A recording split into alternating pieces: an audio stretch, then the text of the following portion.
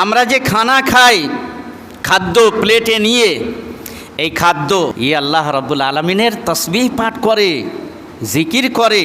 সহিহ বুখারী হাদিস নম্বর 3579 আর সুনানে তিরমিজি 3633 নম্বর হাদিস।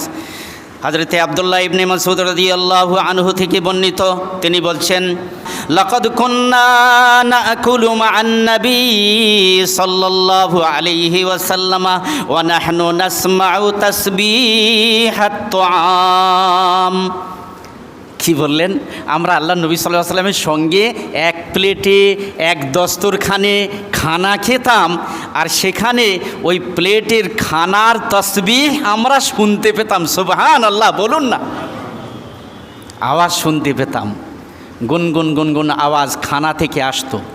যদি বলেন তাহলে আমাদের সামনে খানা নিয়ে বসি, তো সেই খানা থেকে তো কই আমরা তাসবিহ শুনতে পাই না। তো প্রথম নম্বর তার জবাব দেব, খানাটা হালাল আছে কিনা একটু চেক করে নেবেন। আসল জবাব সেটা পরে দিচ্ছি।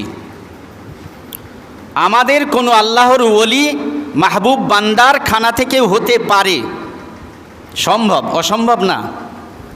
আমরা আমাদের খানাটা হারাম না হালাল একটু একটু যাচাই করে নেব, তার না তাসবিহ পড়বে নাকি সে তো বোঝা যাচ্ছে। দ্বিতীয় নম্বরে বলবো যে এটা নবী সাল্লাল্লাহু আলাইহি ওয়াসাল্লামের মুআজিজা। শেষ কথা কি বললাম? আল্লাহ নবী সাল্লাল্লাহু আলাইহি ওয়াসাল্লামের মুআজিজা।